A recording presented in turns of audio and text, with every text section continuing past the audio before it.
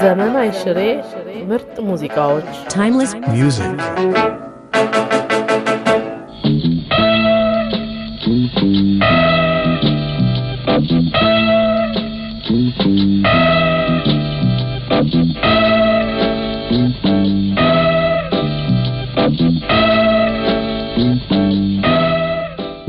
የተወለድኩት ከዚህ ከአዲስ አበባ ወደ 50 ኪሎ ሜትር ወደዚህ ወደ ወለጋ ራቅ ባለ ቦታ ግብርና ባለበት አካባቢ ነው እና ወላጆቼም ገበሬዎች ስለነበሩ እኔም በዛ አካባቢ ላይ እስከ 11 አመት ድረስ ኖርኩኝ እና ከዚያ በኋላ ነው እንግዲህ ወደ አዲስ አበባ ልመጣና ትምህርትንም ለማግኘት እና ደግሞ ከዛም በኋላ የዚህ የቦምብ አደጋም ሊደርስብኝ የቻለው።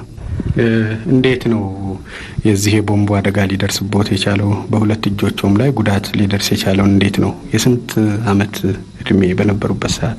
ከባላገር ከገጠር ነው ከአዲስ ዓለም አካባቢ እንደመጣሁኝ ለጥቂት ወራት ከእናቴ ጋር ተቀምጬ ትንሽ ፊደላትን ሲሞካክር ቆይቼ በኑሮ ባለመመቸት የተነሳ የኑሮ ችግር ስለነበረ ወደ አባቴ ጋር ሄጄ እንድኖር ተነግሮኝ ከእናቴ ጋር ትንሽ ተያስቼ ወደ አባቴ ጋር መጥቼ እንደተቀመጥኩኝ በዛን ጊዜ ደግሞ በ1940 እንደዚህ አካባቢ ይመስለኛል የጠላት ንብረት በአካባቢ ላይ በበዛ ስለነበረ ጠላት ንብረት የሚባለው ከጦርነት የተረፉት እቃዎች እንደዚህ የጦር መኪናዎች እንደዚህ ተከማችተው ነበር በመንግስት ንብረትነት ተይዘው እዛ ስለሚጠብቁ እሳቸው እዛ እንድጠብቅ አባቴ ያዘዙኝና አንድ ልጅ ጋር እንዲሁ ስንጫወት ልጁ ከመኪና ውስጥ እዚህ የመብራት የፀሐይ ጨረር መከለያ ስራ አግኝቶ አወጣና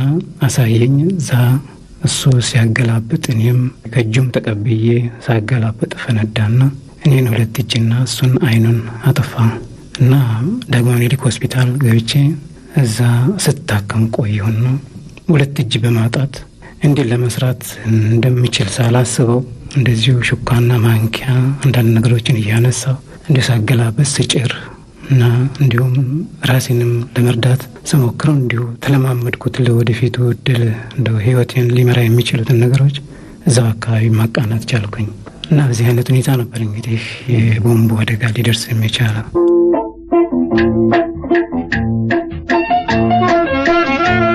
ዘመን አይሽሬ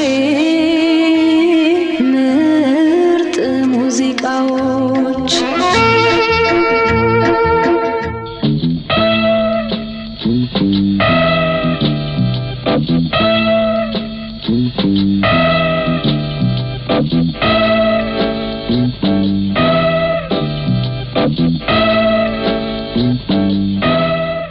በጣም ጥሩ ነው ጓደርኩ።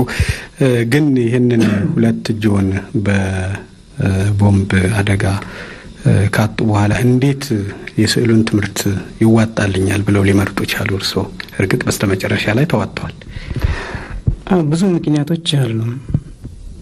እኔ ስዕል ለመከታተል የቻልኩበት አንደኛው ራፋኤል የሚባል የኢጣሊያ ሰዓሊ ነበረ። የእሱም ስራ መጽሔት ላይ በማየት መልእክት እዛ ላይ አንብቤ ነበር። ይኸውም የሚለው ያ እስከ 2 ሚሊዮን ብር የሚሸጥ እንደሆነ ጨረታ ላይ የዋለውን የማወዳደሪያ ዋጋ የሚገልጽ አይቼ ነበር እና ይሄ አንድ ሀሳብ ሰጠኝ ወደፊት እንደው በስዕል መግፋት እንዳለብኝ።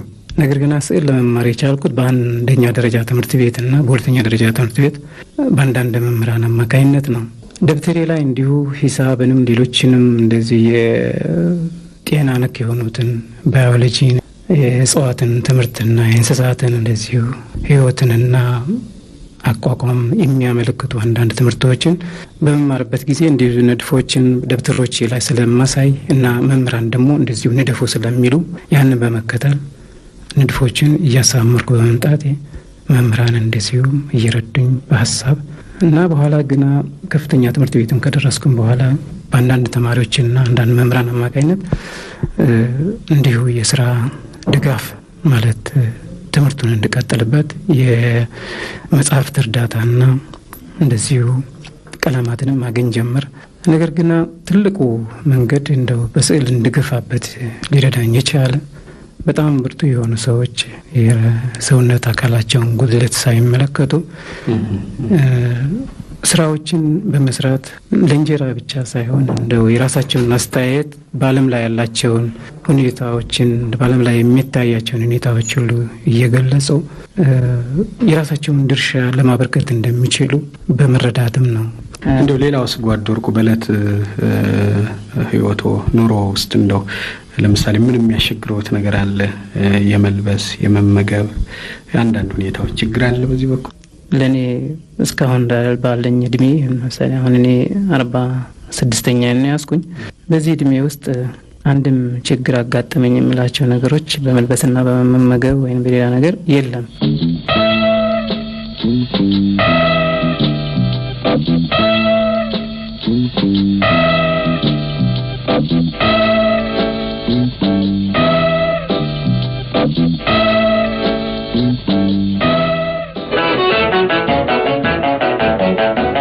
ዘመን አይሽሬ ምርጥ ሙዚቃዎች Timeless music